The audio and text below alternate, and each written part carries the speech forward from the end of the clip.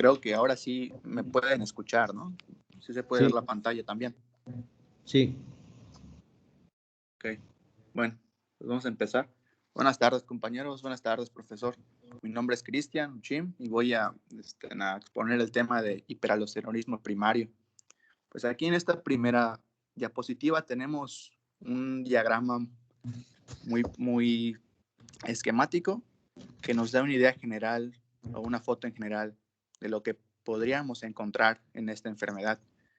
Pues básicamente aquí tenemos una foto histológica de la zona glomerulosa. A un lado tenemos una glándula suprarrenal que en sus contornos aparentemente aparece como una bola o un tumor, y lo que significa un adenoma. Y básicamente como pues es un adenoma secretor la aldosterona, pues esperaríamos encontrar los efectos pues más potenciados de la aldosterona misma. Pues aquí tenemos también que influye en el riñón la aldosterona, su principal mecanismo de acción. Pues aquí también abajo tenemos una paciente mujer femenina que pues lo clásico que encontraríamos, ¿no? Al leer el tema se menciona demasiado la hipertensión y bueno, entre otras características que vamos a ver más adelante. Hay que tener unas palabras clave para poder entender un poco mejor el tema. Las más importantes son la aldosterona, la renina, angiotensina 2, la hipertensión arterial, células yuxtaglomerulares, escape de sodio, glándula suprarrenal, corticotropina o ACTH, electrolitos como el sodio y potasio y el bicarbonato, la alcalosis metabólica y la hipocalemia. Y los 4 pasos para el diagnóstico, que son la sospecha, la prueba de tamizaje, la confirmación y la localización de las glándulas adrenales que se afectan. Bueno, ¿qué significa realmente la palabra hiperaldosteronismo e hiperaldosteronismo primario? Viene del hiper, del griego hiper, que es arriba o más allá de, aldosterona, que es una hormona esteroide de la familia de los mineralocorticoides, que se sintetiza en la zona glomerular de la corteza suprarrenal, de la glándula suprarrenal. Ismo, pues eso es un sufijo que denota enfermedad o proceso patológico. El hiperaldosteronismo primario en sí significa aumento de síntesis y secreción de aldosterona independientemente de la renina. Ahorita vamos a ver por qué. Aquí está una imagen histológica de la corteza suprarrenal. Aquí tenemos una cápsula que es la parte más superior, la zona glomerulosa, la fascicular y la reticular. Vamos a ver que en la zona glomerulosa es en donde se va a encontrar esta hormona, la aldosterona. Hay un detalle con la ACTH en relación con la aldosterona. Pues bien, hemos estudiado, ¿no? De que el eje hipotálamo, hipófisis, glándula suprarrenal, pues básicamente encontramos mucho la ACTH o lo que es la corticotropina. Y quizá podríamos pensar, ¿no? Por sentido común, que la ACTH también puede estimular la glándula para secretar la aldosterona, por así decirlo, pero esto es incorrecto. La ACTH va a tener más influencia en la secreción de cortisol. Y realmente lo que va a secretar la aldosterona en sí, ¿qué va a hacer? Hay varios factores y varios estímulos para esto. Encontramos aquí la angiotensina 2 y la hipercalemia. Esos van a ser los estímulos más importantes para la secreción de aldosterona, no la ACTH. Bueno, aquí en la imagen de la izquierda de la pantalla tenemos el esquema del sistema renina-angiotensina. Vemos que hay ciertos estímulos para que se secrete la aldosterona hasta el final. ¿Cuáles son estos estímulos? Son 3 básicamente. Pues tenemos aquí una disminución de la perfusión. ¿En dónde? En el riñón. Disminución de sodio y la hipovolemia. Estos van a ser los estímulos básicos para que se secrete la renina y de ahí se desencadene la cascada hasta secretar aldosterona. Como podemos ver, eh, para que se secrete la renina, tiene que haber estimulación en las células yuxtaglomerulares en el riñón, sí o sí. Esto es a fuerzas, básicamente. Luego, ¿en dónde actúa exactamente la aldosterona luego de que se secreta de la zona glomerular? Tenemos en la imagen de la izquierda al riñón, específicamente los túbulos colectores y ciertas células como la célula principal, la célula alfa intercalada y la célula beta intercalada. Ahí podemos observar distintos canales y distintos bombas como la de sodio y potasio.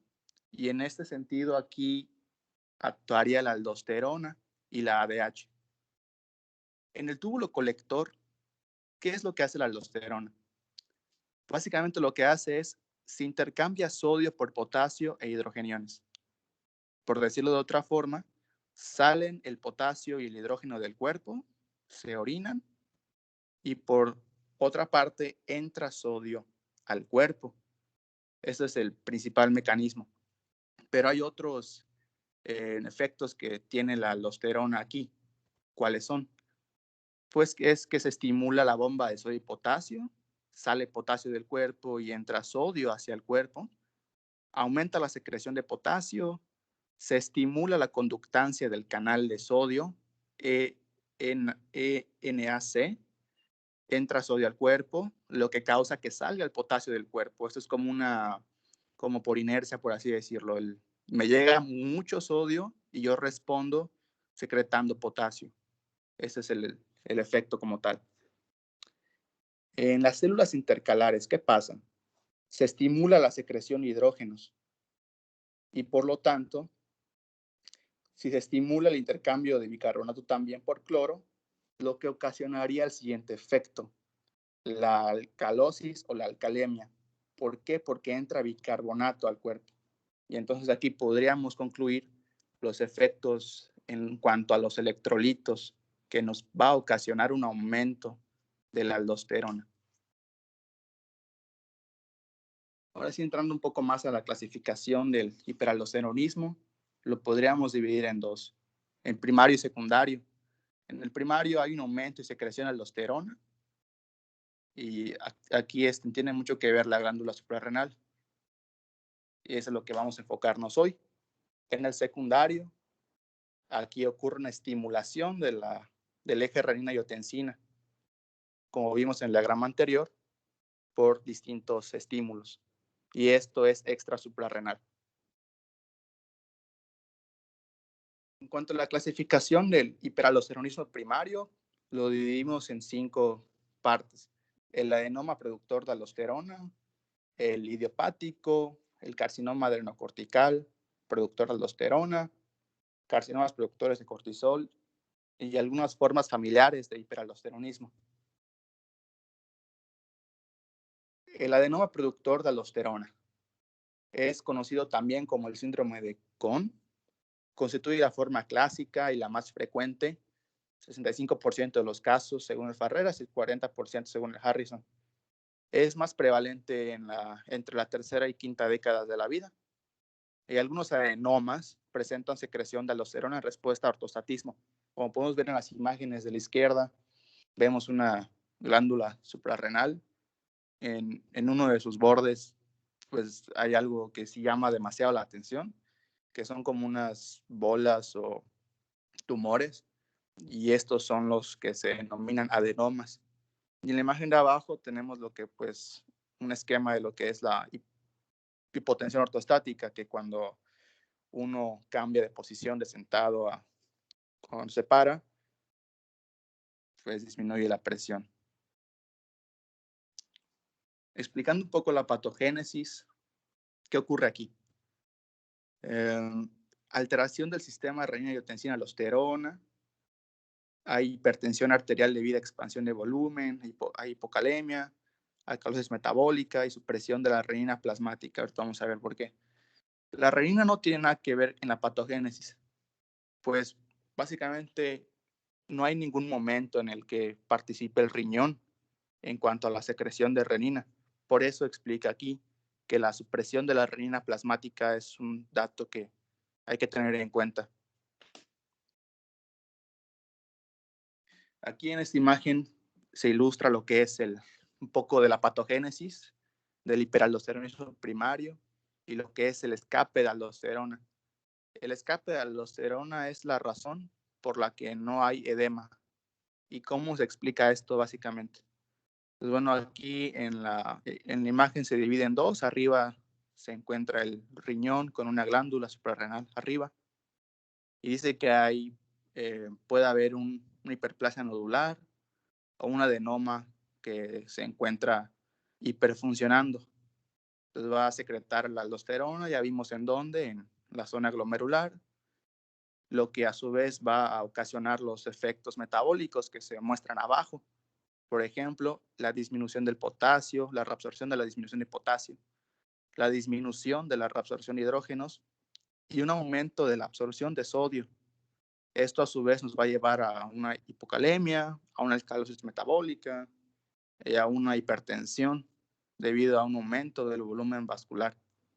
Y como podemos ver un poco a la derecha, aquí la renina y la angiotensina 2 están suprimidas o están bajas. Y entonces, debido a lo anterior, el mecanismo del escape de la aldosterona va a limitar el edema y va a limitar la hipernatremia. ¿De qué forma?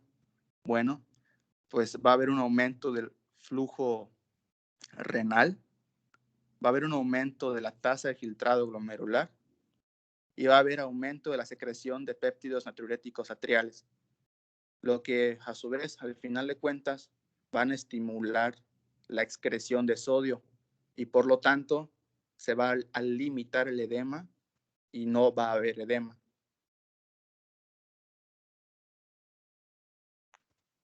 Bueno, antes de pasar al cuadro clínico, ¿hay algo que usted quisiera agregar, doctor? ¿O puedo continuar? No, nada, esto está muy bien, puedes continuar. Yo creo que lo último es lo más relevante de que, o sea, lo más relevante me refiero a que esa distinción, ¿no? Sino que en este caso el hiperaldosteronismo primario es un hiperaldosteronismo muy marcado, muy exagerado y causa alteraciones tan importantes como la hipocalemia, alcalosis metabólica y aumento de la presión que condicionan una contrarregulación que es eso que mencionas allá, aumento del flujo renal, aumento de la tasa de filtrado y aumento de la natriuresis auricular, lo que limita el edema y limita la hipernatremia que uno pensaría que debería de tener el paciente con hiperaldosteronismo. Entonces, nada más tengan en consideración eso, porque clínicamente estos pacientes, a pesar de tener activado el sistema renina, angiotensina, aldosterona, no van a tener edema como uno podría imaginarse, como podrías imaginar que pasa en el síndrome nefrótico, como podrías imaginar que pasa en la falla cardíaca, como podrías imaginar que pasa en la cirrosis hepática. Entonces, aquí no es característico ese edema, ¿no? Por ese efecto que se llama escapa de aldosterona. Es importante entenderlo y tiene una relevancia clínica porque es un dato que lo va a diferenciar de las otras patologías con actividad del sistema renina-angiotensina aldosterona. Todo lo demás muy bien, Juchín, puedes continuar. Okay, gracias. Ahora sí, pasando al cuadro clínico. Usualmente se reporta como asintomática. Sin embargo, hay que tener en cuenta, debido a lo anteriormente explicado, los cambios que se van a encontrar en los electrolitos y especialmente con el potasio. Pues ya vimos que pues, en el curso de urgencias, ¿verdad? Lo que implica estar jugando con los niveles del potasio. Bueno, la hipertensión es el hallazgo predominante y universal. La tensión arterial diastólica puede reportarse como mayor o igual a 110. No hay edemas, ya vimos por qué. Usualmente resiste esta hipertensión al tratamiento farmacológico y se acompaña de hipocalemia y alcalosis. En cuanto a la hipopotasemia, pues ya vemos los efectos que provoca una hipopotasemia. Pues serían los de la debilidad muscular, una rhabdomiolisis, parestesias, fatiga, poliuria o polidipsia, como vimos en la imagen del título. En casos graves puede haber una parálisis muscular y si esta es mantenida, produce cambios electrocardiográficos como son las ondas U prominentes, prolongación del QT y arritmias cardíacas. También podríamos encontrar hilo paralítico y una parálisis ascendente. Y al final de cuentas, una dificultad respiratoria, cuando el potasio es menor a 2 miliequivalentes. Los signos serían una tensión arterial elevadísima y en caso de hipocalemia, los signos asociados con serían una frecuencia cardíaca irregular con arritmias cardíacas, disminución de ruidos peristálticos explicados por el ilio y disminución de reflejos osteotendinosos profundos. Ahora sí, para pasar en cuanto al diagnóstico. Me gustaría agregar algo, Juchim. En el anterior, en la forma de presentación, es como tú dices, o sea, comúnmente es asintomática, ¿no? O sea, el paciente muchas veces no sabe o se da cuenta que hay datos que sugieran hiperaldosteronismo por clínica. A lo mucho las presentaciones son como mencionas, o sea, que haya una hipertensión resistente o refractaria, que se define como una hipertensión que no se controla, a pesar de tener 3 antihipertensivos, aunque sea uno de ellos, tiene que ser diurético. Entonces, si tiene 3 antihipertensivos, uno de ellos al menos es diurético y no logra mantener siempre sus cifras tensionales, se les llama hipertensión arterial resistente o refractaria a tratamiento. Y debe de llamar la atención que si tiene esta hipertensión, en algunas ocasiones va a presentar la hipocalemia, pero no siempre. En algunas ocasiones la va a presentar, ¿sí? Sobre todo cuando tiene diuréticos o mucha dosis de diuréticos es cuando va a estar más marcada la hipocalemia, pero tampoco es obligatorio que esté en todos los casos. Y algo particular es la alcalosis metabólica que pueden presentar. Otra forma de presentación son pueden presentarse como arritmias cardíacas e hipertensión. Generalmente la más común es la fibrilación auricular. Esa es otra forma en que se puede presentar. O simple y llanamente se puede presentar porque le hiciste un estudio de abdomen por cualquier causa, es decir, no fue por algo relacionado a hiperaldosteronismo, fue por otra cosa, no sé, porque le dolía la panza, por otra cosa, ¿no? No sé, o tiene diarrea y le hiciste un ultrasonido, qué sé yo, y ves un adenoma adrenal, esa es otra forma de presentación de estos pacientes. Y cuando nosotros tengamos un adenoma adrenal, pues obviamente tenemos que descartar una patología adrenal que puede ser esta, hiperaldosteronismo primario. ¿Vale? Entonces hay que indagar si el paciente presenta alguna alteración que nos haga pensar en esto para empezar el protocolo. Puedes continuar, Juchim. Ok, gracias, doctor. En cuanto al diagnóstico, pues es de vital importancia porque pues ya vimos que se compromete demasiado lo que son el corazón. La tensión arterial en sí es importante porque pues puede llevar a eventos cerebrovasculares y bueno, hasta infartos, arritmias. Y por tanto es muy importante hacer un diagnóstico preciso para evitar que el paciente sufra una de estas consecuencias y fallezca, ¿no? En cuanto al diagnóstico, son 4 pasos en sí para llegar hasta decir, tienes esto, ¿no? Y voy a hacer esto. Son 4 pasos. Paso 1, sospechar el diagnóstico. Ya vimos cómo, por el cuadro clínico que trae el paciente, hipertensión refractaria, signos y síntomas. Y bueno, así es la forma de sospecharlo. Una prueba de tamizaje con una relación aldosterona y renina plasmáticas, luego una confirmación y después localizar las glándulas que pudieran estar afectadas. Pues a la sospecha, ¿no? Ya vimos que aquí podríamos encontrar hipertensión arterial refractaria a tratamiento. Podríamos también encontrar la hipocalemia, incluyendo también a los que usan diuréticos. El incidentaloma, que fue lo que dijo el doctor, que al estar explorando o estudiando un paciente, podríamos encontrar algo que nos llama la atención en la glándula suprarrenal y podríamos decir que es un incidentaloma. Historia familiar de hipertensión en pacientes relativamente jóvenes, menores de 40 años, y pues hipertensión arterial sistémica, más un familiar de primer grado con hiperaldosteronismo primario. Es la forma de sospecharlo. Luego pasamos al tamizaje. Aquí vamos a encontrarnos con un número en particular, es el número 30. Y este número 30 en sí, ¿qué es? Pues vamos a tener que tomar en cuenta la relación de la concentración de la aldosterona en la sangre junto con la actividad de la renina en plasma.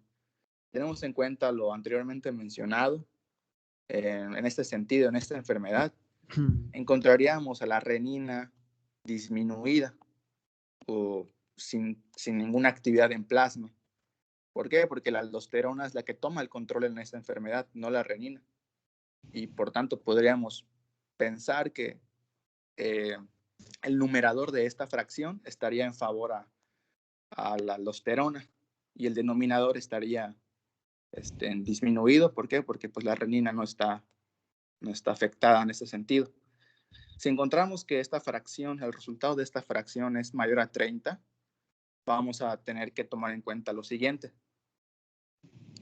Estudiamos esto.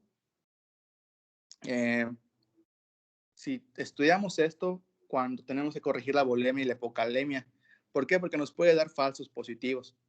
Y también no hay que restringir la ingesta de sodio, detener la ingesta o el uso de sustancias por más de un mes que puedan confundir los resultados de la prueba.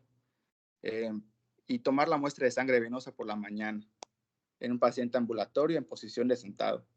Esto es para que no nos dé falsos positivos, porque pues como podemos ver, son varios detalles que pudieran estar afectando esta prueba de tamizaje. Y pues queremos tener un resultado muy preciso en esto. Lo tercero sería la confirmación.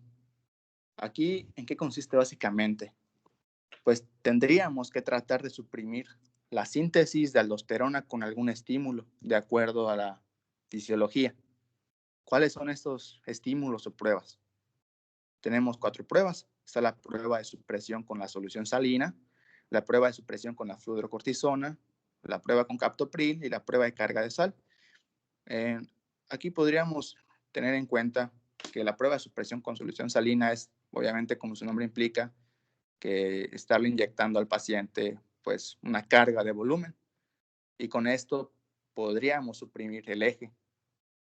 La fludrocortisona es un análogo de los mineralocorticoides, la prueba con captopril y la prueba de carga de sal, ¿no?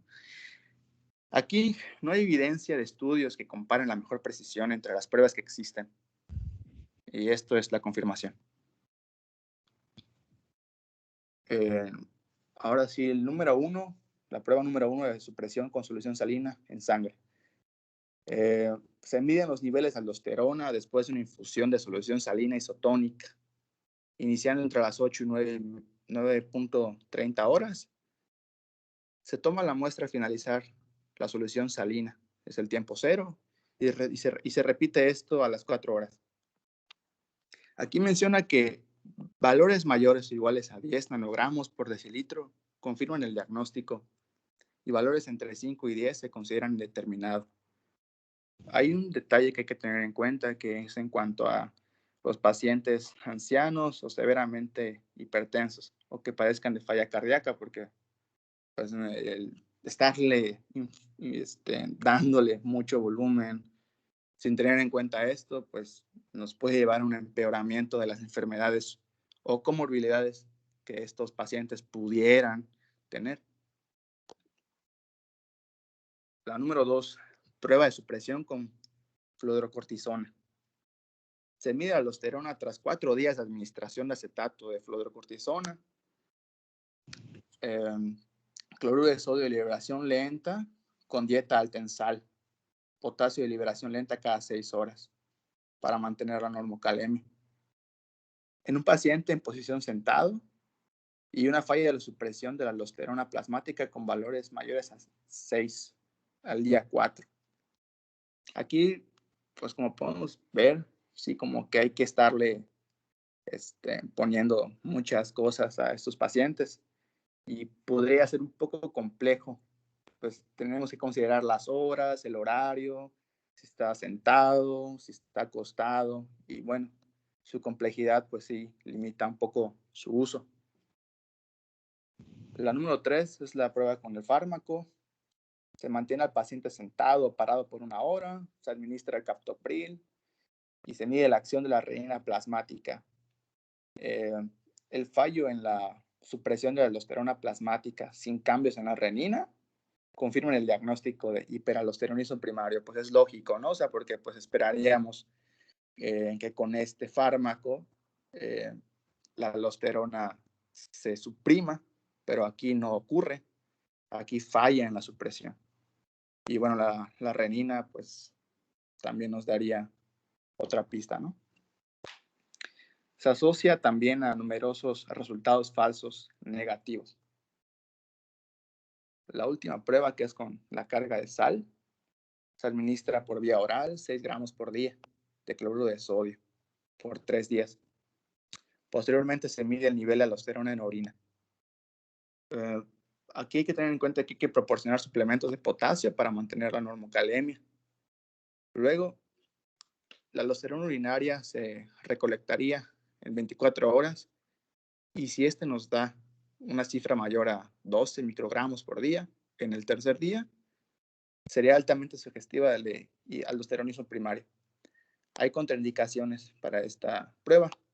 Serían falla renal, la falla cardíaca, hipertensión arterial descontrolada o severa, hipocalemia severa y arritmias cardíacas.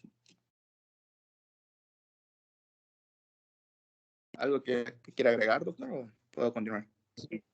Sí, puedes regresar a la de el tamizaje, donde la relación aldosterona-actividad. Aquí, miren, es importante que entendamos algunos aspectos fisiológicos. Por ejemplo, el eje renina, angiotensina, aldosterona, vasopresina es un eje fisiológico que se activa de forma intermitente según la necesidad. No está encendido de forma persistente, continua, todo el tiempo. De hecho, es una causa fisiopatológica de muchas de las enfermedades que vemos en medicina, como falla cardíaca, síndrome nefrótico, cirrosis hepática avanzada, entre otras patologías que tienen esta característica. Aquí en particular no se activa sola puramente todo el sistema renina, angiotensina y aldosterona, sino que aunque puede estar activado el sistema renina, angiotensina y aldosterona, está muy marcadamente elevada la aldosterona sola, muy marcadamente. Por eso se llama la patología hiperaldosteronismo, ¿no? Como que se libera demasiado y excesivamente la aldosterona respecto a la actividad que tenga la renina. Como la renina también no está flotando ahí en la sangre todo el tiempo, todo el día, se tiene que medir su actividad en vez de medir solo la renina, por eso dice actividad de renina. O sea, lo que miden es la actividad que esté teniendo para saber si su actividad es mucha, es poca o es normal para una persona habitual, ¿no? Es importante que reduzcamos los estímulos que pueden activar al sistema renina-angiotensina cuando queramos hacer esta prueba de tamizaje. Por ejemplo, si tú le bajas, si está hipovolémico el paciente, es claro que por la naturalidad del sistema renina-angiotensina ante la hipovolemia, ¿cuál es? Activarse, ¿no? Para limitar la pérdida de volumen. Por ejemplo, recuerden que el eje se llama sistema renina-angiotensina, aldosterona, vasopresina. Si el paciente está hipovolémico, obviamente se va a liberar más vasopresina o antidiurética para limitar la pérdida de volumen al evitar la uresis, ¿sí? Y también debería de haber más aldosterona para retener sodio y agua y aumentar el volumen. Entonces, lo que quiero decir es que se tienen que corregir estos factores que puedan alterar el sistema. Ya que estén corregidos, se hace la determinación en plasma de aldosterona y se hace la determinación de la actividad de renina. Lo que nos da lo vamos a dividir. Si ese valor es mayor a 30, entonces estamos ante una posibilidad de que el paciente tenga algo o da a entender que tiene más liberación de aldosterona respecto a la actividad de renina que tiene, como dando a entender que no están yendo a la par. O sea, como que no se están elevando a la par o teniendo actividad de forma, vamos a decir, eh, que sea proporcional a lo usual, a lo fisiológico. ¿Puedes pasar a la siguiente, por favor?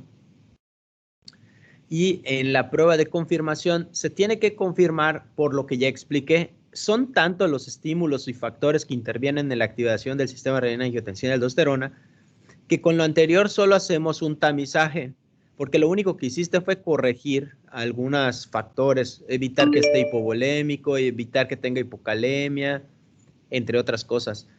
Entonces, aquí lo que hacemos en la confirmación es hacer pruebas que forcen obligan a que la aldosterona no esté elevada, ¿no?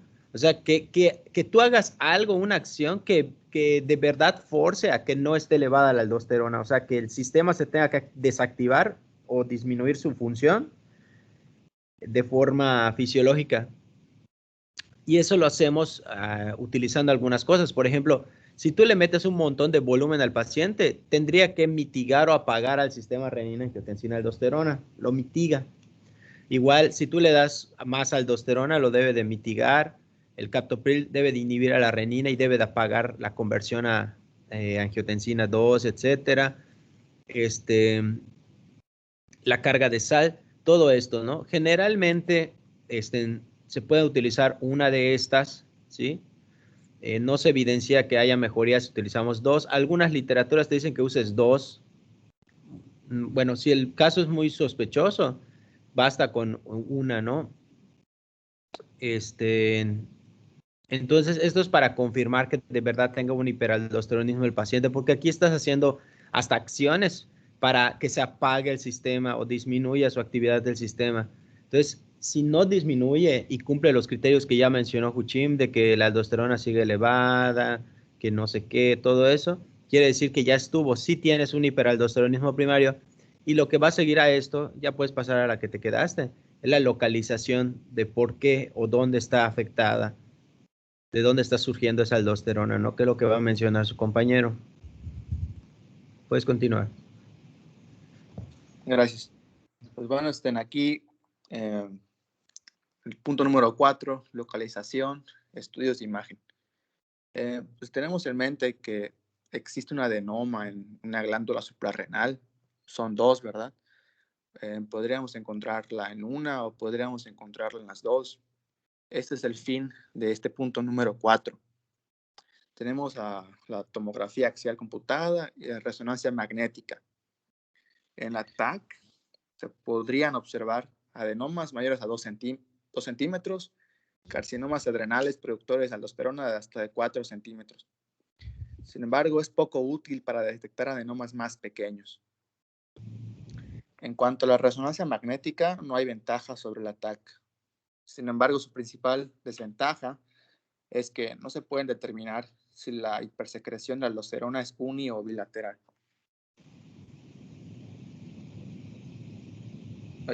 Bueno, esta imagen que correspondía a esta diapositiva, muestra aquí es lo que es el cateterismo de las venas suprarrenales, así se vería.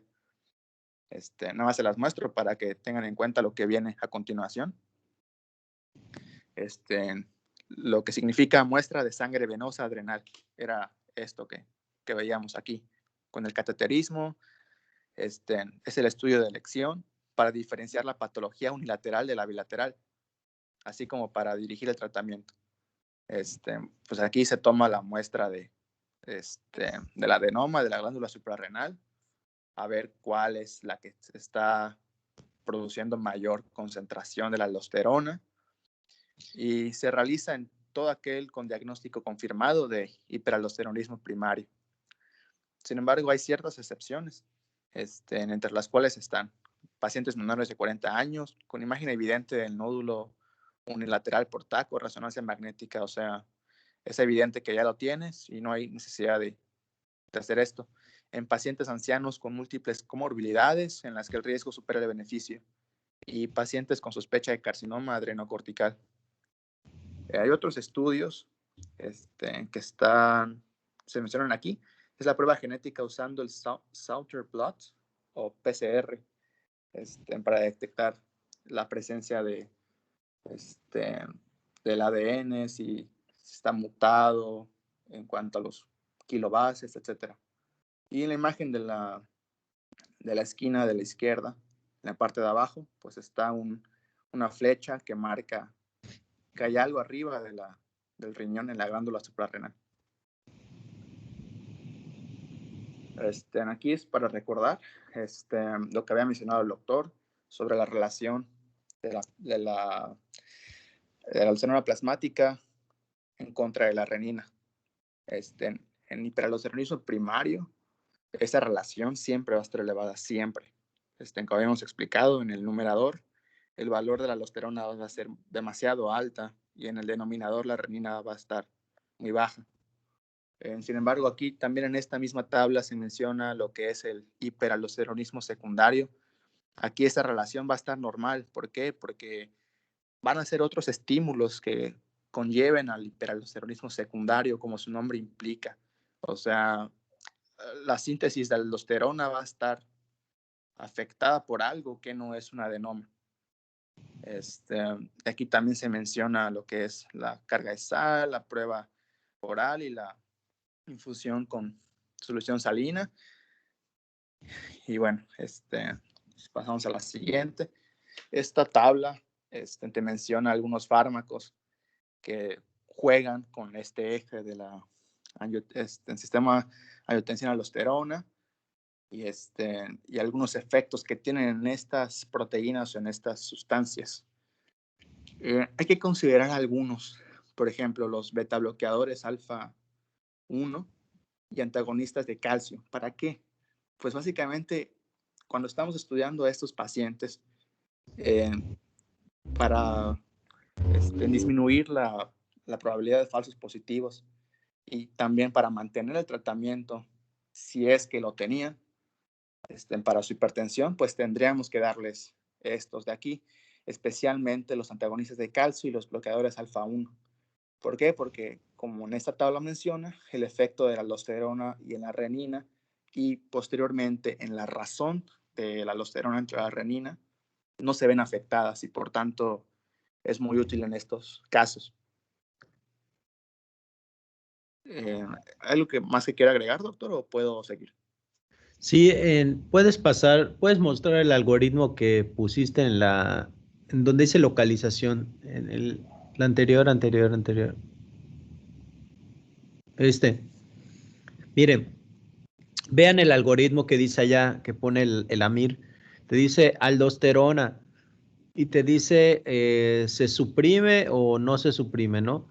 Entonces, por ejemplo, si el paciente tiene la aldosterona y esta no se pudo suprimir, o sea, sigue elevada, muy elevada, entonces te tenías que sigue allá. Sigue, va a hacer un estudio de imagen, en este caso, tomografía de suprarrenales con cateterismo de venas suprarrenales. Miren, en nuestro país no es tan fácil o factible hacer al mismo tiempo el cateterismo de venas suprarrenales.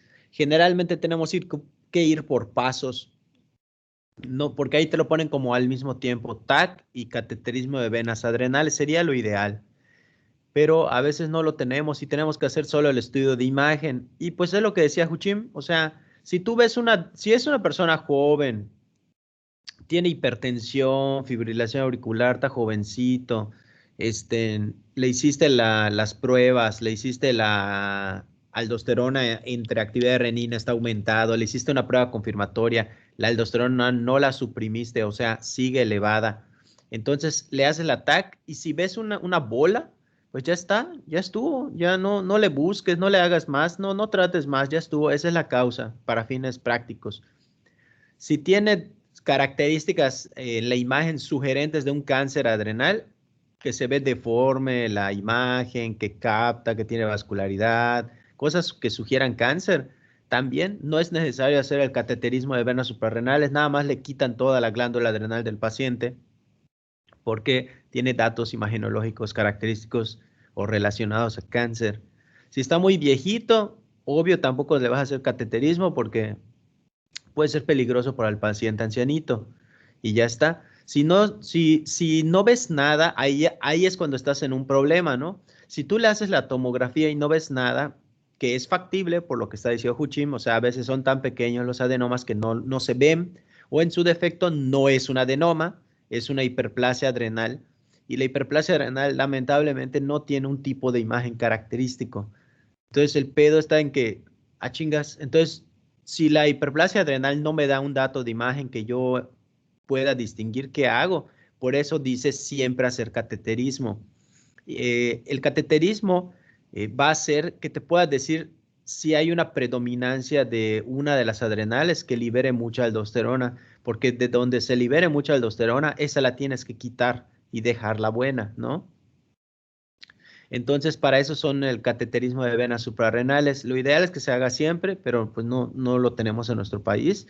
Sí se hace, pero lo tenemos que mandar a centros de la Ciudad de México, institutos, cosas así para que se pueda hacer. Generalmente hacemos TAC. Hay nódulo, quitamos. Parece cáncer, quitamos. Está viejito, no pasa nada, le damos tratamiento farmacológico. Y si está joven y todo esto y no ves nada, bueno, se puede mandar a la Ciudad de México para que le hagan el cateterismo de venas suprarrenales para ver si tiene predominancia de un sitio donde se libera aldosterona y quitan ese lado y ya está. Si es en los dos lados, pues digo, le podemos dar tratamiento farmacológico que ahorita va a mencionar seguramente su compañero. Pues ya puedes pasar a la siguiente. ¿Dónde te quedaste? Ok, doctor, gracias. En cuanto a los diferenciales, como había mencionado anteriormente en esta tabla que está aquí, en cuanto a hiperaldosteronismo secundario, hay diferentes situaciones que nos pueden dar hiperaldosteronismos secundarios. Pues bueno, la principal sería la depresión de volumen, es una respuesta natural del organismo, ¿verdad? También disminución del flujo renal, la pérdida de sodio. Y hay una patología muy característica que es la estenosis de la arteria renal. Esta siempre va a darnos hiperaldosteronismo secundario, siempre. Y también, como el doctor había mencionado, también otras situaciones como cirrosis hepática, síndrome nefrótico, insuficiencia cardíaca también. También podríamos encontrar tumores secretores de renina. El más característico es el tumor de Wilms en forma de síndrome paraneoplásico.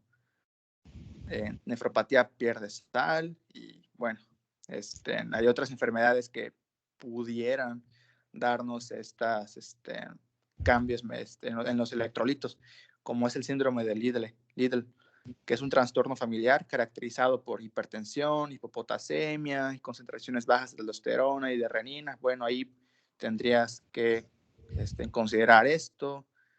La administración de regaliz, el regaliz, no sé si alguno de ustedes tuvo la curiosidad por investigar qué es esta palabra, qué significa, pero bueno, el regaliz es como una planta endulzante. Bueno, tiene un efecto mineralocorticoide. Y también el síndrome de Cushing, que nos podría enmascarar algo así. En cuanto al tratamiento, el doctor ya había mencionado algunos aspectos del tratamiento. Y bueno, si existe una enfermedad unilateral, por ejemplo, en este caso un adenoma, una hiperplasia, aquí sería el tratamiento con una adrenalectomía laparoscópica, lo vas a quitar, o sea, si lo encuentras y si está afectando al paciente, pues obviamente lo ideal sería quitar esto para que ya no se siga manifestando esa enfermedad. Sin embargo, hay situaciones en donde esto no puede ser posible debido a diferentes circunstancias. ¿Y qué haríamos en este caso? Pues utilizaríamos la espironolactona. Bueno, para enfermedad bilateral, podríamos dar espironolactona. ¿Por qué? Porque, bueno, si nosotros quitáramos o nos iríamos por la parte quirúrgica y quitáramos el adenoma que está en las dos glándulas suprarrenales del cuerpo, pues automáticamente estaríamos induciendo una insuficiencia adrenal y creo que esto sería muy malo para el paciente, demasiado. Y lo ideal aquí sería darle espironolactona para tratar de mitigar estos efectos y preservar las glándulas suprarrenales. Sin embargo, hay ciertos efectos adversos de este fármaco, la espironolactona. Los más clásicos serían la ginecomastia en hombres, alteraciones menstruales y mastodinia.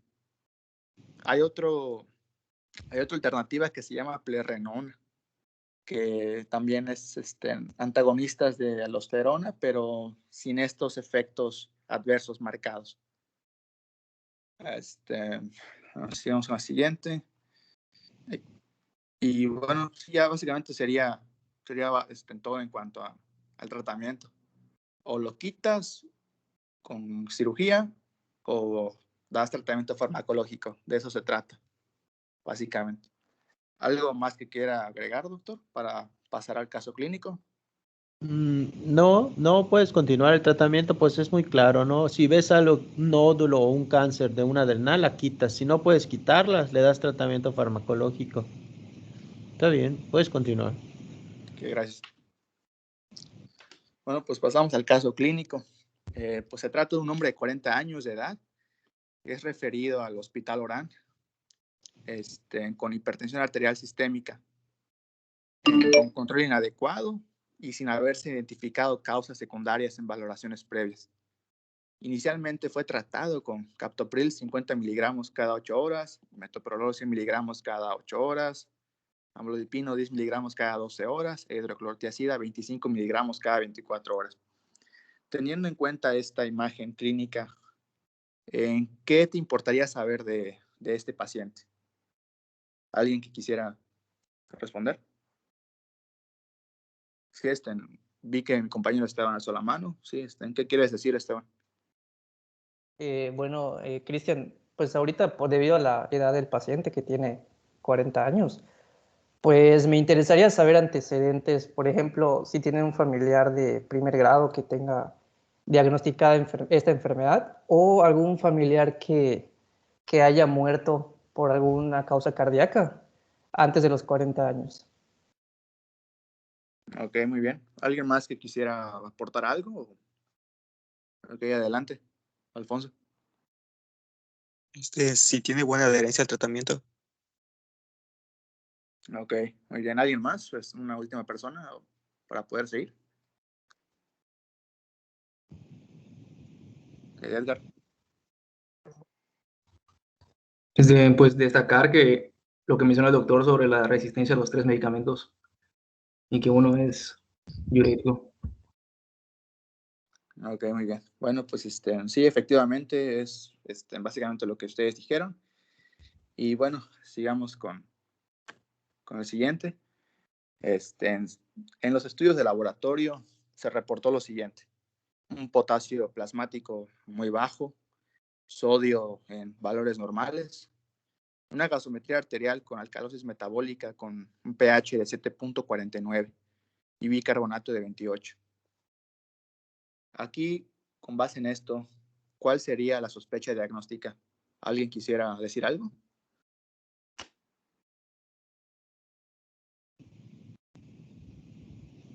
¿No? Bueno, ante la sospecha clínica de hiperaldosteronismo primario, se decidió realizar una reposición intravenosa de potasio. Bueno, y en condiciones de normocalemia se cuantificó la concentración de aldosterona plasmática. Básicamente, ¿qué hicimos en este ejercicio? Muy bien, como mis compañeros mencionaron, sospechar, ¿no? Sospechar de esta enfermedad, lo sospecharon, y con el reporte de paraclínicos de electrolitos también se sospechó más. Y bueno, pues aquí ya estamos haciendo lo que es una reposición intravenosa de potasio, porque el potasio del paciente estaba muy baja, 2.5 creo era. Y bueno, aquí después se midió lo que es la fracción, ¿no? o la relación aldosterona plasmática, renina plasmática. Y esto fue de 70, dio un valor de 70, que es mayor al número 30 que habíamos mencionado antes. Y hay una pregunta aquí, ¿qué paso sigue? ¿Alguien quisiera responderla? Sería hacer la confirmación, ya sea con una carga de sal, por ejemplo, o de supresión con Muy bien, hidrocortisona. exactamente. El estímulo, ¿no? Como dijo Alfonso, esto fue la prueba de tamizaje, la confirmatoria, como dijo, eso es lo que me faltaba. Una vez que se ha confirmado, ¿verdad?, que el número fue de 70, se realizó una prueba confirmatoria con carga de solución salina, que reportó una aldosterona plasmática de 23.5, con lo que se corrobora el diagnóstico. ¿Es suficiente para tratarla? Pues bueno, al realizar estudios de imagen no se encontraron lesiones sugerentes a adenoma, por lo que se envió un muestreo de las venas suprarrenales, que reportó un gradiente negativo. Básicamente este es el final del caso. Ante esta situación se decidió el manejo conservador. ¿Por qué? Porque pues no se encontró nada de un adenoma. Se dio espironolactona, felodipino, prazosina y sales de potasio. Sin embargo, a pesar de una aparente respuesta inicial favorable, el paciente reingresó 3 años luego, con hipocalemia grave, por lo que se realizó una nueva tomografía computarizada, que detectó una posible lesión nodular en la glándula suprarrenal izquierda, como se nota en la imagen. Se realizó nuevamente el muestreo de las venas suprarrenales y se detectó un gradiente de concentración de aldosterona, concentración de cortisol, lateralizado a la suprarrenal izquierda. Con el resultado de esta prueba se decidió la suprarrenalectomía izquierda por vía laparoscópica y el estudio histopatológico concluyó una hiperplasia nodular. Pues básicamente, pues sí, no tendría que quitarse de manera quirúrgica porque pues esto era lo que le seguía ocasionando esta sintomatología al paciente y básicamente esta era la alternativa más apropiada. Y bueno, pues ya la evolución postquirúrgica fue favorable, la presión arterial y las cifras de potasio se normalizaron y se redujeron las dosis de antihipertensivos. Los niveles de aldosterona plasmática al mes descendieron a 5.4 nanogramos por decilitro, con una actividad de la renina plasmática de 1.27. Y básicamente ya el paciente ya fue curado, por así decirlo. Y pues sería básicamente el final de la presentación. No sé si hay algo que usted quisiera agregar, doctor. No, pues muy bien. En realidad nada más quisiera pues felicitarte, estuvo muy bien, me gustó mucho, muy bien sintetizada a la exposición y la revisión que hiciste, Cristian, me gustó mucho, muchas felicidades. Sobre todo culminar con el caso, ¿no? Que estuvo muy bien llevado, está muy bien la explicación cómo se va presentando, lo que hace que sea más fácil de comprender el tema, ¿no? Este, Muchas felicidades, estuvo muy bien. Te felicito, Cristian. Muy bien. Gracias, doctor. Bueno, no sé si tengan alguna duda sobre este tema, sino para pasar ya con el tema de Bobadilla, que es el de diabetes. Perfecto, Bobadilla, cuando quieras.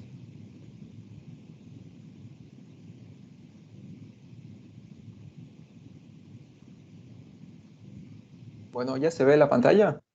Ya. Ok, pues voy a empezar. Buenas tardes, compañeros. El día de hoy vamos a ver pues, el primer tema de generalidades de diabetes. Y la verdad es un tema que hayamos conocido a lo largo de la carrera en varios años. Entonces voy a tratar de sintetizar lo más importante. Y doctor, me puede interrumpir en cualquier momento. Comencemos con el concepto. Es un trastorno metabólico heterogéneo caracterizado por la presencia de hiperglucemia. Pues este es el punto cardinal de la diabetes. Y esto puede ser debido a un deterioro de la secreción de insulina o su acción defectuosa de la insulina o una mezcla de ambos. Tenemos que empezar recalcar la epidemiología. Realmente es muy triste, pero es la verdad. Es una enfermedad endócrina más frecuente y pues en nuestro país ya es una de las principales causas de mortalidad a nivel también mundial. Ya es. Solamente aquí les presento unas cifras. Al año se registran de 40,000 casos nuevos y más de 60,000 muertes. Conocemos que la diabetes mellitus tipo 2 es mucho más frecuente que la diabetes tipo 1. El 90% va a ser atribuido a la tipo 2. Bueno, esta es una infografía que parece muy alarmante realmente. Al menos 10 millones de habitantes están diagnosticados con esta enfermedad. El 9º lugar a nivel mundial. México ocupa esta incidencia en el número de casos, ¿no? Algo muy importante que dice aquí. A ver, voy a activar mi puntero. Creo que es aquí. No. Bueno, no sé cómo activar el láser. Ahí está. Acá dice que es la primera causa de muerte en el país, pero hay que hacer un pequeño aclaramiento aquí. Realmente, la primera causa de muerte es la cardiopatía y esta es de tipo isquémica, ¿no? Pero hay que recordar que la diabetes en sí genera, pues esto de manera secundaria, pues aterosclerosis principalmente. Entonces, muchas cardiopatías isquémicas se derivan de la diabetes. Por eso, a lo mejor puede causar un poco de confusión. Bueno, esto ya lo mencioné, causa enfermedades como hipertensión, nefropatía, neuropatía, aterosclerosis. Esto lo vamos a ver más adelante cuando mis compañeros presenten pues las enfermedades crónicas de la diabetes.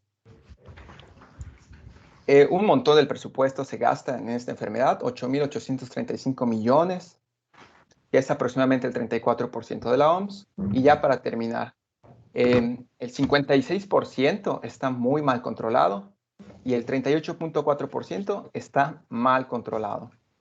Solamente menos del 6% está bien controlado. Bueno, pues estas solo fueron unas pequeñas cifras de epidemiología. Ya pasando a la clasificación. Bueno, la tipo 1 sabemos que principalmente es por una destrucción autoinmune de estas células beta pancreáticas. Y esto pues nos va a conducir a la deficiencia absoluta de la insulina. Vamos a ver más adelante que tiene que ser aproximadamente el 80% de esta destrucción para que ya tengamos la sintomatología. Ahora en la diabetes tipo 2, esta es una pérdida progresiva de la secreción adecuada de insulina, de las células beta, con frecuencia también con resistencia a la insulina. Ya veremos los factores de riesgo de la tipo 2, como puede ser la obesidad, la hipertrigliceridemia, etc. Esto solamente es la clasificación. La diabetes tipo 2 es la más frecuente, pero la diabetes tipo 3 es la más variada. Realmente son otras causas de diabetes que no sean ni la gestacional, ni la tipo 1, ni la tipo 2. Y vamos a encontrar defectos genéticos de la función de las células beta, enfermedades del páncreas, endocrinopatías, las drogas, infecciones. Es muy variada realmente. Son las famosas MODY, la diabetes tipo 3. Y ya la gestacional, pues son las que se diagnostican en el segundo o tercer trimestre del embarazo, que antes no eran diabetes que se habían manifestado. Bueno, aquí tenemos una caricatura del señor Jorge Muniz, que sale en Medcomic. Realmente ilustra muy bien lo que es la diabetes tipo 1, ¿no? Aquí vemos a un pez beta muerto, que son las células beta pancreáticas, un perrito que se orinó por la poliuria, la polifagia con el filete, la polidipsia con el garrafón, y a veces dice que la visión puede estar nublosa, ¿no? Bueno, empezamos con un caso clínico. Lo voy a leer rápidamente. Es un masculino de 26 años, acude por dolor abdominal. Como antecedentes patológicos relevantes, solo una cirugía de hernia umbilical hace 2 años. Visita urgencias hace 3 días por dolor abdominal que resulta compatible con pancreatitis. Al momento del ingreso presentaba glucosuria, depresión del volumen y taquicardia, hipotensión, vasodilatación periférica, una respiración de Kussmaul y aliento afrutado.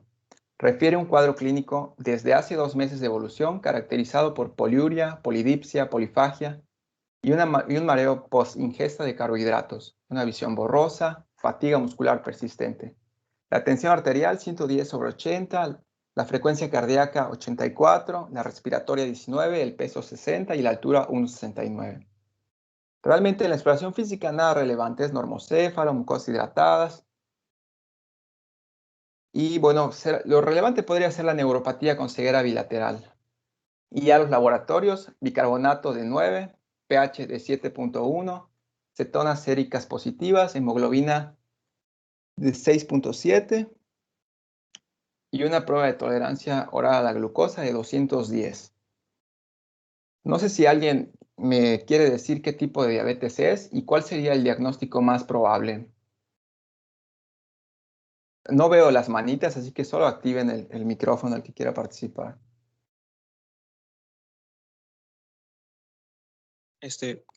Pues creo que es una diabetes mellitus tipo 1 por la edad, porque es un paciente que no tiene sobrepeso.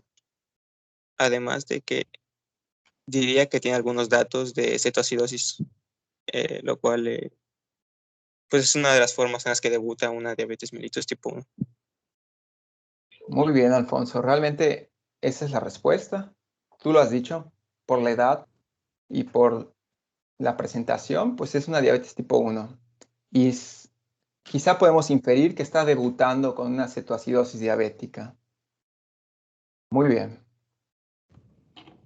Factores de riesgo, pues la obesidad, los antecedentes familiares que tengan diabetes, pues una vida sedentaria. La raza o la etnia, ya vimos que puede influir. Dice el trastorno de glucosa en ayunos, trastorno de tolerancia a la glucosa o una... ¿Qué dice? Creo que me faltó la H allá, pero es una hemoglobina glicada de 5.7 a 6.4% previamente identificada. Bueno, realmente estos factores de riesgo ya los conocemos. Igual el colesterol tiene que ver. Y vamos a ir a la fisiopatología de la diabetes tipo 1. Comentamos que puede ser una predisposición genética. En la teoría se dice que están ligados a los locus del gen HLA. Tiene que ver con la respuesta inmune a células beta anormales o alteradas. También hay hipótesis de que factores ambientales como infecciones virales pueden causar este daño en las células beta pancreáticas debido a que los epítopos pues, pueden ser muy similares a los de las células beta y atacarlos. Pero igual son hipótesis, son teorías. Lo que nos lleva al ataque y finalmente a la diabetes tipo 1. Aquí tenemos una representación del páncreas. Aquí a la izquierda tenemos un páncreas normal y vemos que están los islotes de las células beta, están las células alfa y las delta, y acá algunos capilares. Esto es un páncreas normal, pero cuando ya está el desarrollo de la diabetes tipo 1, pues ya tenemos destrucción de estas células beta. Acá hay una gráfica que ilustra que realmente la destrucción, cuando cae hasta el 80% aproximadamente, ya hay una diabetes que se empieza a manifestar. Antes de esto, pues se puede decir que nuestro paciente va a estar asintomático, pero pues el daño está ocurriendo, ¿no? Se puede decir que es una enfermedad silenciosa.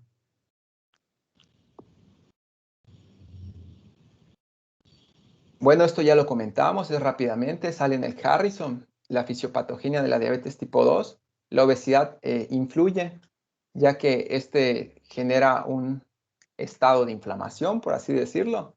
Y pues aquí, por ejemplo, nuestra célula pancreática, cuando todo esto está normal, la producción de glucosa en sangre, pues está normal, ¿no? Ahora, cuando aumenta la secreción de insulina por la secreción de las células beta, pues empiezan a trabajar más estas células beta pancreáticas para, como quien dice, compensar este aumento en la glucosa, hasta llegar a un punto en donde fallan estas, mueren y pues obtenemos como resultado ya la diabetes mellitus. Bueno, aquí hay un esquema donde representamos al octeto ominoso. Hace referencia a la existencia de distintas vías y órganos relacionados con la fisiopatología de la diabetes tipo 2, teniendo en cuenta no solo a los mecanismos más clásicos, como el aumento de la producción hepática de glucosa, la disminución de la captación de glucosa por el músculo y tejido adiposo, el aumento de la lipólisis y la alteración de la secreción de insulina por parte de la célula beta pancreática, sino que también añade otros órganos y mecanismos que parecen tener también un papel relevante en la alteración hidrocarbonada, como son el riñón por el aumento de la reabsorción de glucosa, el intestino delgado por la disminución del efecto de la incretina, las células alfa por el aumento de la producción de glucagón y la disfunción de los neurotransmisores cerebrales. Antes, realmente, estos tres de arriba era el triovirato, me parece. Pero últimamente ya se están dando más aportes científicos de que realmente son muchos los sistemas y los órganos que se involucran en esta enfermedad. Acá hay una tabla comparativa donde la tipo 1 versus la tipo 2. El comienzo, como dijo Alfonso, ¿no? La tipo 1 usualmente en menores de 30 años, la tipo 2 en mayores de 40.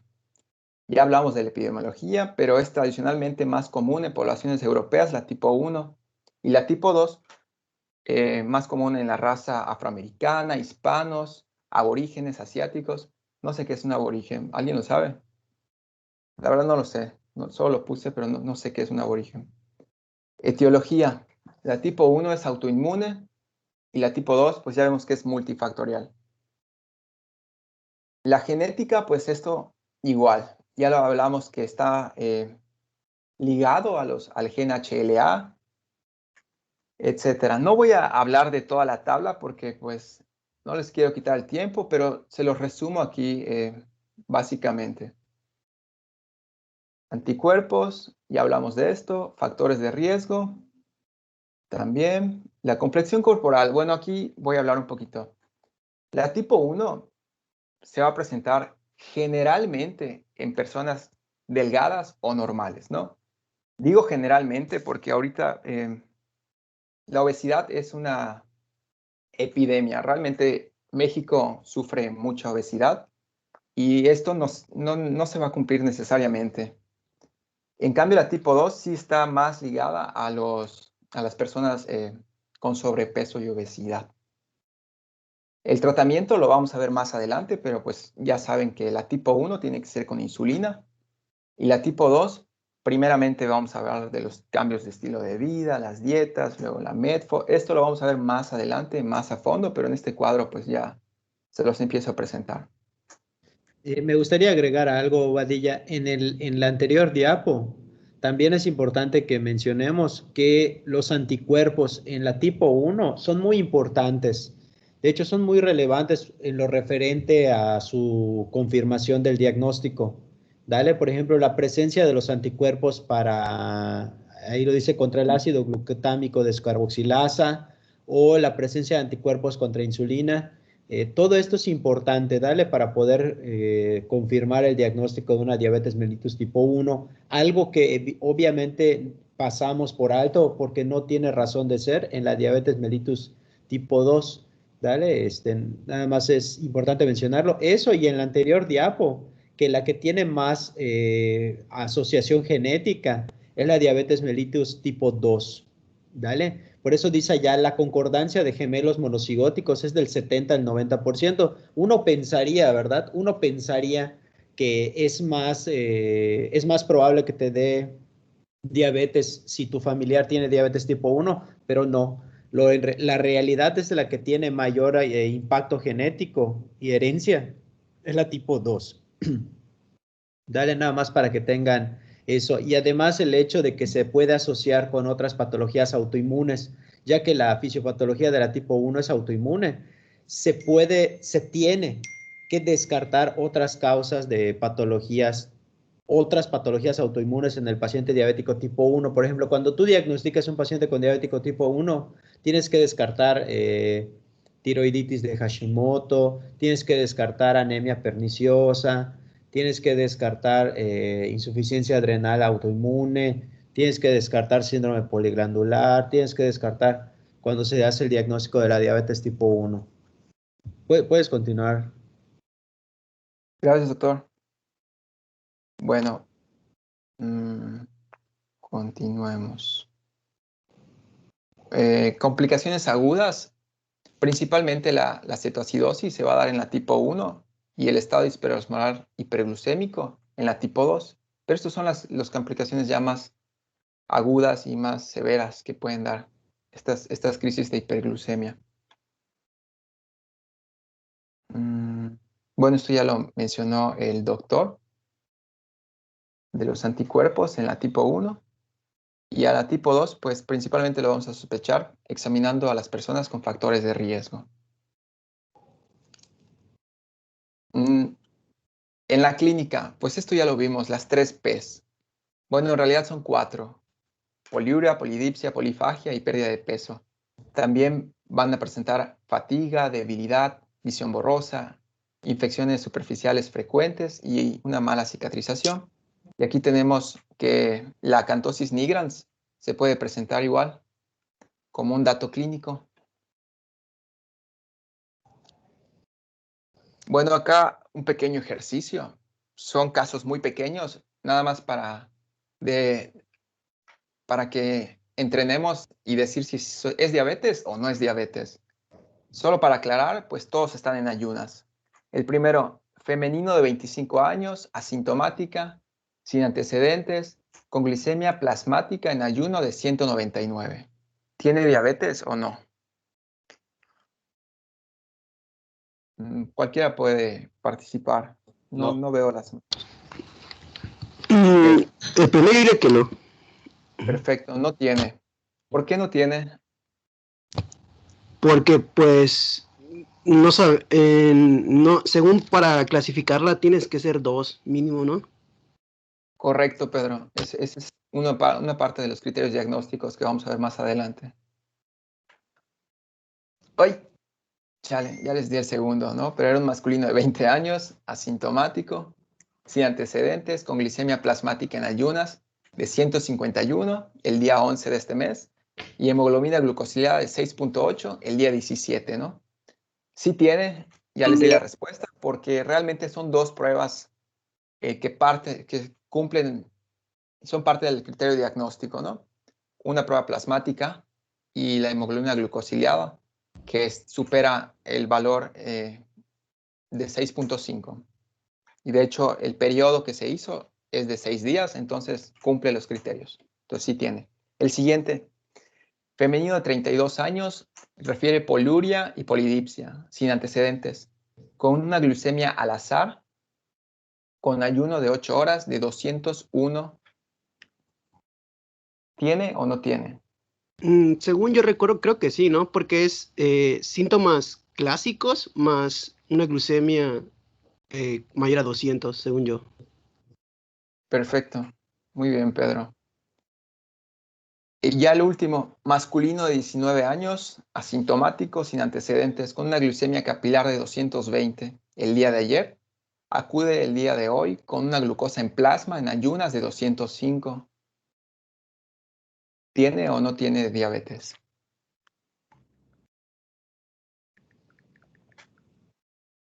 No tiene. Porque tiene que ser sérica. Las 2. Perfecto. Eso es correcto. Eso es todo. Muy bien. Vamos muy bien. Ya entrando a los criterios diagnósticos, la ADA nos presenta en el 2020 estos criterios. Una glucosa en ayuna de 100 a 125. Solo antes de entrar a estos criterios, quisiera aclarar que las pruebas de dextroxis es meramente tamizaje. Aunque tengamos allá reportes de, no sé, de glicemias de 180 en ayunos y la confirmemos 2 o 3 veces, realmente no es parte de un criterio diagnóstico y no se valida como un diagnóstico de diabetes. Tiene que ser plasmática. Entonces las dextrosis son para tamizaje, puro tamizaje.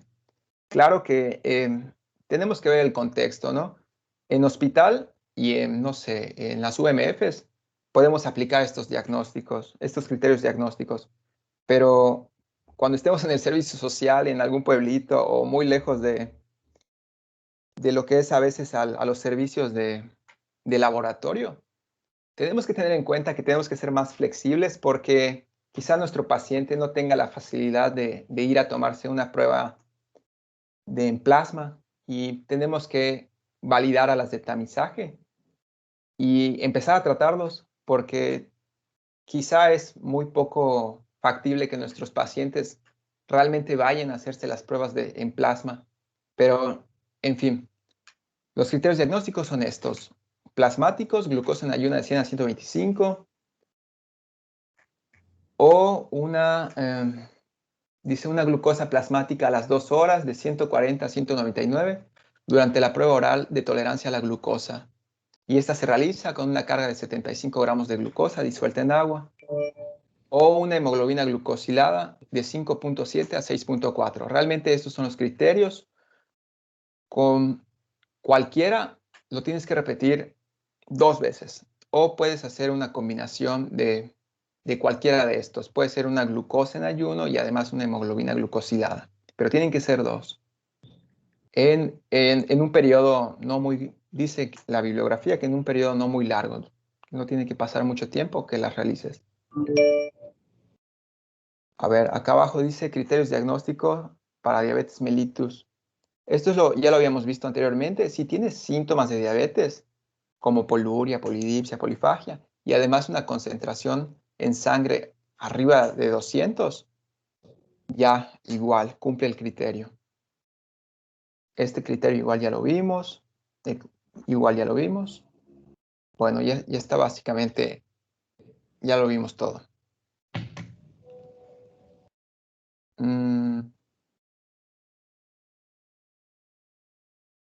Quizá lo relevante de aquí sería esta tabla de acá abajo, donde nos diferencian entre prediabetes y diabetes. Aquí está la glucosa en plasma, la glucosa en plasma pero aleatoria, la prueba de tolerancia a la glucosa, que son los puntos de corte, y ya la hemoglobina glicada. Es lo relevante para decir si es prediabetes y diabetes. Aclaremos que prediabetes es un estado en donde si el paciente sigue con su estilo de vida sin hacer cambios, pues solamente lo va a llevar a un camino y es a la diabetes. Pero está a tiempo de prolongar quizá su entrada al estado diabético o incluso evitarlo si él sigue pues, el cambio necesario.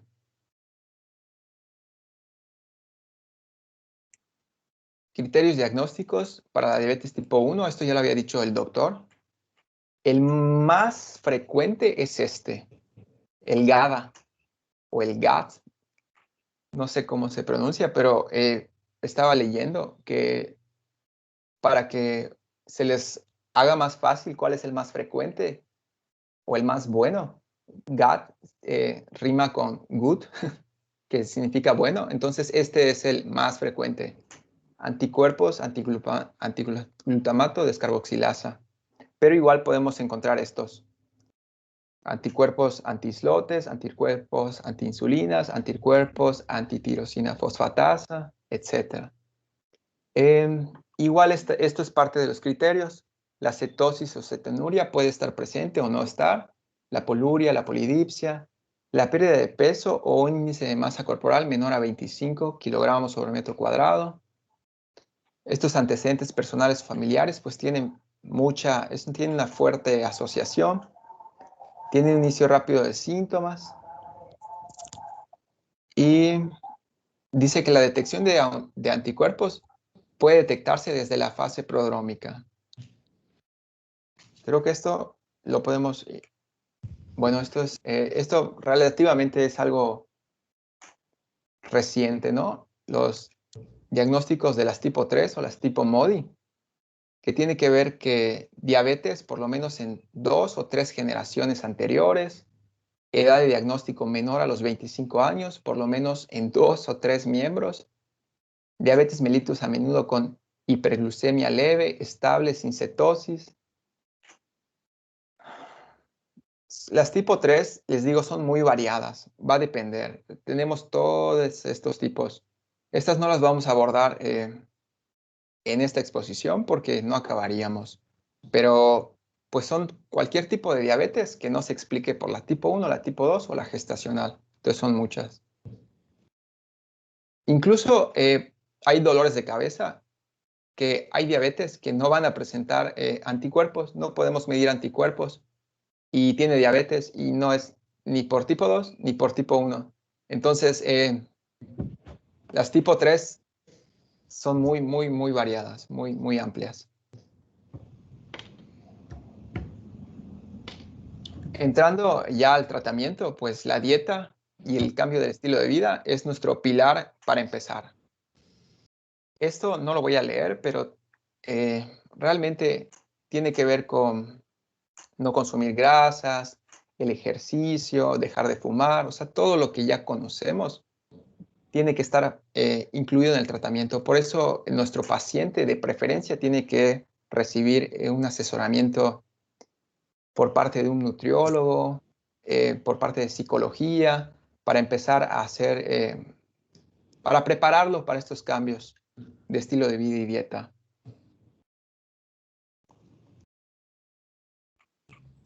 Bueno, lo importante es que hay tratamiento. Este gráfico realmente lo sintetiza muy bien, porque si utilizamos el de la ADA, es un cuadro muy grande que ya incluso nos presenta que si nuestro paciente tiene problemas económicos, nos da una ruta para darle fármacos que son más económicos. Pero en realidad lo puse aquí porque siento que, bueno, hasta el doctor me comentó que es bastante bueno. Primero, quiero aclarar que este es un algoritmo para los fármacos antes de utilizar insulina. Entonces, empezamos con la metformina de cajón, una alimentación saludable, el ejercicio regular y la educación terapéutica. Todos nuestros pacientes tienen que recibir metas individualizadas. Hay tablas que dependen de si nuestro paciente es joven, si tiene una comorbilidad, depende de su peso, etc. Todos van a tener una meta.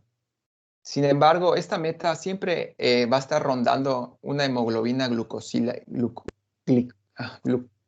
ya se me fue. Glucosilada. Glicada. Glicada, ajá, es la forma correcta, pero no hay problema. O sea, está bien. Si dices glucosilada, no está mal tampoco. Ok, Doc. Bueno, rondan las metas aproximadamente en 7%, pero pues tiene que ser individualizado. En este gráfico dice que si la hemoglobina glicada es mayor al 9%, nosotros de preferencia tenemos que iniciar con una terapia combinada con metformina más otro agente. Y esto quiere decir cualquier agente, o sea, no nos dicen en específico. Si revisaron la tabla de antidiabéticos del doctor, pues realmente tenemos mucho, mucho de dónde escoger dependiendo de la comorbilidad de nuestro paciente.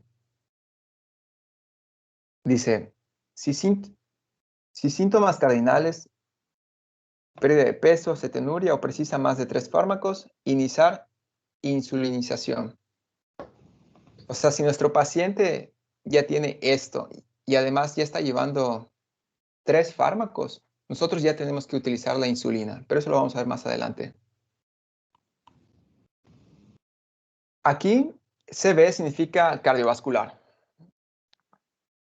Si nuestro paciente tiene, por ejemplo, riesgo de desarrollar una enfermedad cardiovascular, nos vamos a ir si es normopeso o tiene obesidad, dependiendo de su índice de masa corporal. Si tiene normopeso, nosotros podemos iniciar con un inhibidor del cotransportador de sodio glucosa o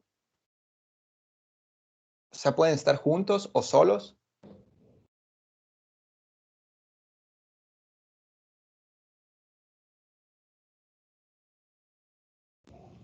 Bueno, perdón. Con un inhibidor de dipeptidilfosfetidasa 4 o con la glicazida. Estos pueden estar juntos, solos o combinados. No hay tanto problema. Pero si nuestro problema ya tiene obesidad, lo único que no debemos asociar es a los agonistas del receptor de la GLP-1 con los inhibidores, con el inhibidor de dipeptidilpeptidasa 4. Solamente tenemos que tener esto en cuenta. En cambio, si nuestro paciente ya tiene una enfermedad cardiovascular, nosotros tenemos esta combinación, que son los inhibidores del cotransportador sodio glucosa 2 y los agonistas del receptor GLP-1. Acá dicen las flechitas, no sé si se alcanza a ver, pero todas dicen que hay que añadir y revisar la hemoglobina glicada cada 3 meses de manera de control. Y si esto se mantiene en metas, pues podemos seguir llevando este tratamiento. Pero si esto ya empieza a estar fuera de metas, tenemos que ir añadiendo o combinando estos fármacos. Realmente es muy, muy básico y siento que es un buen diagrama para empezar. ¿Doc quiere agregar algo? Sí, sí. Ok, este diagrama está bien, está sencillo, fácil de entender. Miren, vamos a hacerlo así. Te llega un paciente que le acabas de diagnosticar diabetes mellitus, ¿no? O tú se la diagnosticaste. Bien, si el paciente llega con una hemoglobina glicada menor de 9, puedes empezarle el tratamiento con metformina más cambio del estilo de vida, más ejercicio y ya. La metformina la puedes empezar como 850 miligramos al día y esa dosis se debe de ir titulando hasta alcanzar su dosis, puede ser 2 veces al día o 500 miligramos 2 veces al día. El chiste es que tú la puedes ir titulando según como el paciente lo tolere, pero no debemos de rebasar la dosis máxima, que dependiendo si es la de 850, creo que es 2600, algo así, si no me equivoco, hasta 3200, creo que 3000, algo así. Pueden revisarlo, no me acuerdo de memoria, la verdad. Pero bueno, el caso es que ustedes le pueden titular la metformina. Si el paciente llega después de 3 meses y no está en metas, es decir, no llega a 7, como podríamos imaginar, entonces le tenemos que agregar otro fármaco. Esa es una posibilidad, agregar otro fármaco. Si eso es en un paciente que no tiene ni obesidad, ni sobrepeso, ni enfermedad cardiovascular, ni proteinuria, y que tampoco sea que ay, ¿me permiten, por favor, solo 10 segundos? Es que me trajeron algo en la puerta de mi casa, lo quiero salir a buscar. Dale, si no se va a ir el repartidor. Por favor, un segundo. Cierto, no se preocupe.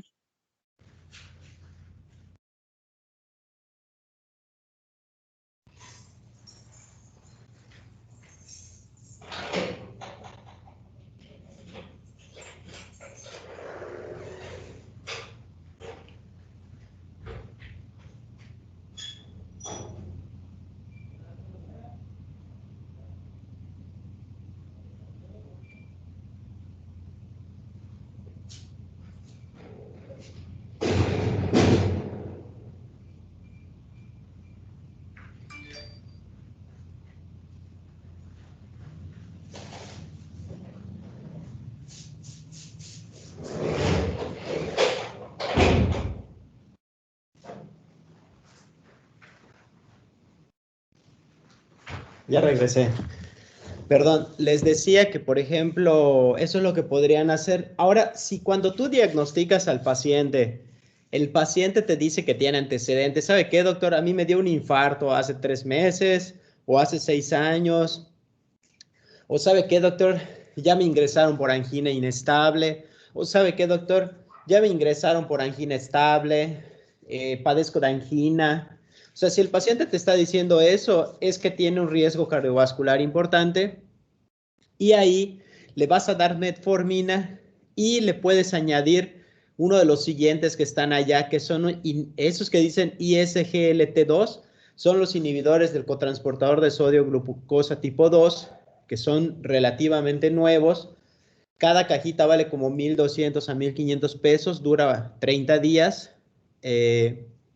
Y también tenemos, dice allá, si en 3 meses no se controla, a pesar de haberle agregado ese fármaco, le puedes agregar un análogo del receptor de GLP-1 o análogo de incretinas. Ahí el detallito, nada más recuérdenlo, el detallito, que los análogos de incretinas son inyectables, ¿sí? Es algo que se inyecta. Se puede inyectar cada día o hay unos que es cada semana. Hay uno que me gusta que es cada semana. Dale.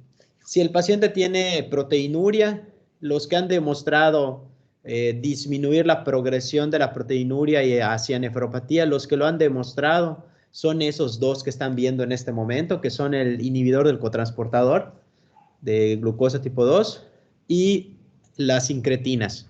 Ahora, si lo que predomina, si el paciente no te dice, no tiene antecedente, el cuadro clínico del interrogatorio no sugiere patología cardiovascular, o si tiene un examen general de orina o depuración de albúmina en 24 horas y no hay proteinuria, pero predomina una obesidad en el paciente que no ha podido controlar, los que disminuyen la glucosa y además ayudan a disminuir peso, son también los mismos que acabo de mencionar, pero también se le añade los inhibidores de dipeptidilpeptidasa 4, que es una enzima que degrada a las incretinas. Por eso dice Bobadilla y también dice el esquema que la única que no tiene sentido asociar en dado caso es el análogo de incretinas con el inhibidor de su enzima. Ahí no tiene sentido porque aunque no son del mismo grupo, actúan de una manera similar, entonces no tiene sentido darlos en conjunto. No es que se vaya a morir el paciente, pero no cuadra, ¿no? No cuadra, no le agregas un beneficio real al paciente. Entonces no se asocian esos dos. Y si, si no tiene obesidad, le puedes dar cualquiera de los que están allá. Entre ellos tenemos, por ejemplo, la gliclazida, que es una sulfonilurea. Es buena porque se puede dar una vez al día, ¿vale? Se puede dar una vez al día y está bien eso. Entonces, traten de verlo de esta manera. Menor a 9% de hemoglobina glucosilada, empiezo con metformina más cambio el estilo de vida, titulo dosis, en 3 meses te veo hemoglobina glucosilada, no estás en 7 o en la meta que deba de ser para tu persona. Le puedes agregar cualquiera de los que están ahí, cualquiera, incluyendo, ahorita lo voy a mencionar, en sulfonilureas y así, ¿no? Pero si esto es desde el principio, si desde el principio predomina algo en específico, se le puede agregar uno de los fármacos, metformina es la primera, ¿no? Si predomina uno de los que están allá, se le puede agregar alguno de los fármacos que vemos por allá, si no se controla sola con la metformina. El primero que tienes que intentar es metformina si el paciente llega con menos de 9 de hemoglobina glicada. Entonces, siempre empiezo con metformina, no se controla, agrego alguno de los que está allá, dependiendo de su situación clínica. ¿Dale? Si su situación clínica es que, como en nuestro país, no muchas de las personas no tiene una capacidad económica importante, le puedes dar una sulfonilurea a la metformina o le puedes, de preferencia, la sulfonilurea tiene que ser una que se dé de larga, que tenga largo efecto y que sea lento el efecto, como la gliclazida o no me acuerdo cómo se llama la otra, es gliclazida o glimepirida, creo, me parece. Entonces, y ya. Ahora, si el paciente llega con hemoglobina glicada, su primera consulta, el momento del diagnóstico es más de 9 de hemoglobina glicada, no tiene caso que empieces solo con metformina. Ese paciente, por muy apegado y a dosis máximas que tome la metformina, no va a bajarte 2 puntos de por ciento de la hemoglobina glicada. O sea que es bola cantada que no te va a llegar a 7% dentro de 3 meses. Entonces tú empiezas con doble fármaco, que es obviamente metformina, más alguno de los que está ahí, y si no tiene dinero, sulfonilurea o también tiazolinedionas, que son las opciones, también son las que terminan en tazona, como pioglitazona y rosiglitazona y todo eso, ¿no? Empiezas con 2 fármacos y los puedes ir titulando. Si el paciente necesita 3 fármacos, puedes darle 3 fármacos, pero la verdad es de que si con 3 fármacos en dosis bajas o no se controla o ya tiene efectos secundarios, tienes que continuar con insulina. Si el paciente llega con más de 10 de hemoglobina glicada, ya no le hagas, ¿no? O sea, ya dile que no tiene sentido darle muchos fármacos, debería de usar insulina. No forcen tampoco a sus pacientes. Si el paciente no quiere usar insulina, aunque se lo expliques muy bien, no lo forcen. Ustedes pongan en el expediente, se le indica que amerita uso de insulina, el paciente no acepta, se le propone antidiabéticos y se acabó. Ustedes tampoco pueden forzar al paciente a hacer algo que no quiere, ¿sí? Ahora, esto es lo que se debe de hacer en un mundo ideal. Ahora, ¿qué es lo que habitualmente hacemos en el mundo no ideal? Porque pues es en el que vivimos, que no hay mucho dinero para nuestra población. Es metformina, generalmente les damos una sulfonilurea.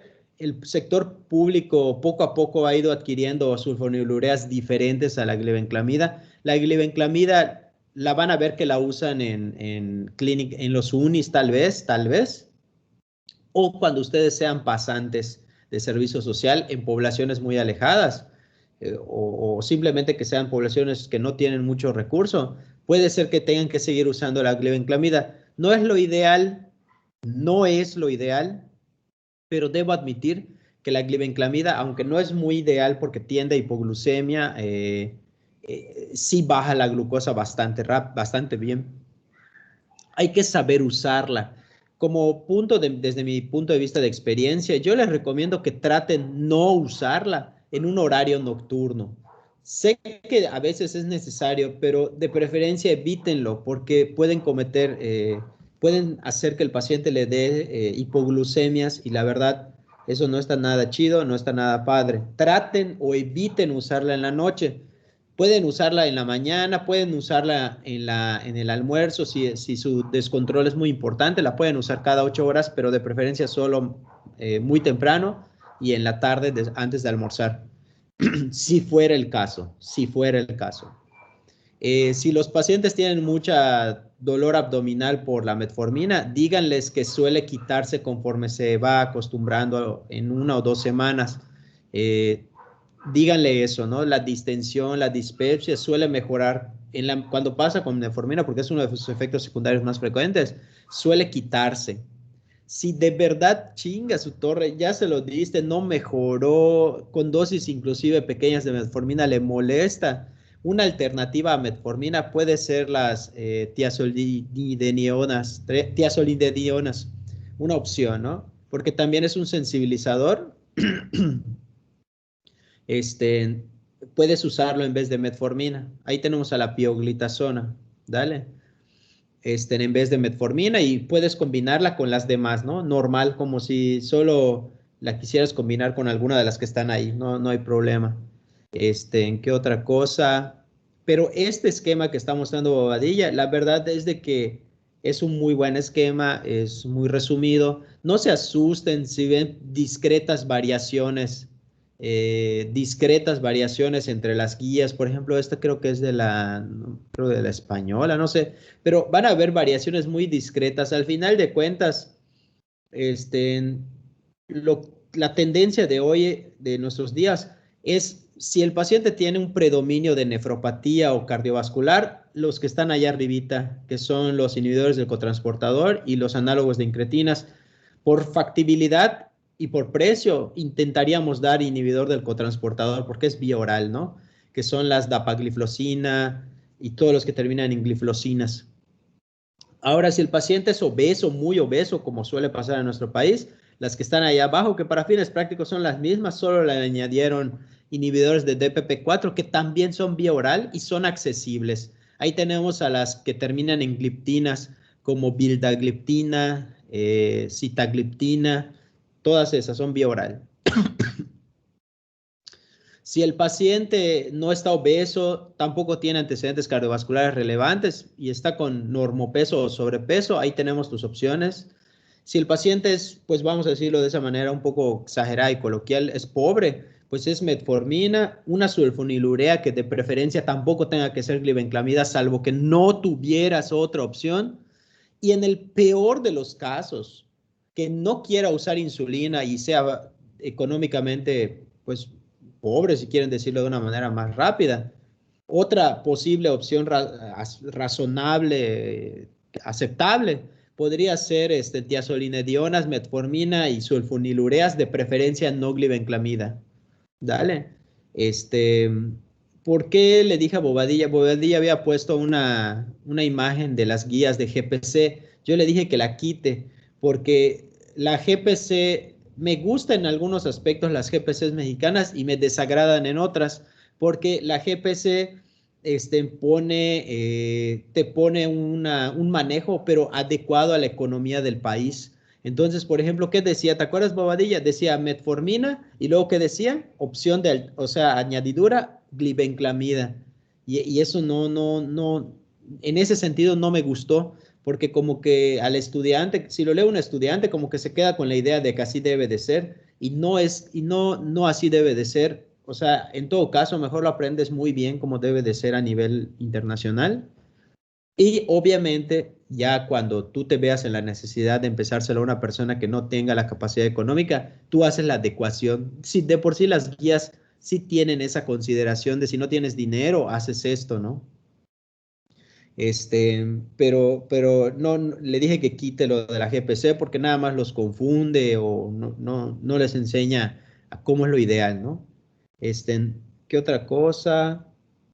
No sé si tengan alguna pregunta, alguna duda. Ese medicamento análogo de GLP-1, los que estén en amarillo, es inyectado, se pone subcutáneo y está padrísimo, les hace perder peso a los pacientes bien intenso, ¿ah? Se los digo así, buena onda, buena onda. Hay una paciente que yo tengo que como tenía proteinuria, un colega mío le dio inhibidor del inhibidor del cotransportador de sodio glucosa tipo 2, que es un glucosúrico, y le dio además esa inyección de GLP cada semana. No, hombre, impresionante, de verdad. O sea, es impresionante lo que le hizo a la paciente. O sea, le hizo bajar de peso súper intenso, porque además ya tomaba metformina. Bajó de peso bien intenso, en su glucosa se controló bien canijo, bajó la presión se le bajó, o sea, pero no se hipotensió, sino que mejoró su presión. O sea, una cosa brutalis. Cuando le pregunté cuánto gasta, me fui de espaldas, así de verdad, casi me desmayo, me dio mi patatús. Le pregunté cuánto gasta con ese tratamiento y me dijo que al mes gasta como 3,800 pesos o 4,000. Que bueno, hay cosas más caras, ya lo sé, ustedes van a decir, bueno, tal vez no sea tanto, pero para un tratamiento que tú vas a estar teniendo el resto de tu vida, o bueno, quién sabe, a lo mejor y bajas de peso, a lo mejor mejoras tu dieta, haces ejercicio y logras quitarte alguno o algunos de los fármacos. Pero por mientras, imagínate, bueno, no sé para ustedes, no sé si sea mucho dinero, 3,000, 4,000 pesos al mes, yo no sé, yo sí lo veo mucho, no sé, quizás estoy exagerando, no sé. O sea, sí se puede pagar, pero digo, ¿quién quiere gastar ese dinero cada mes, verdad? Nadie.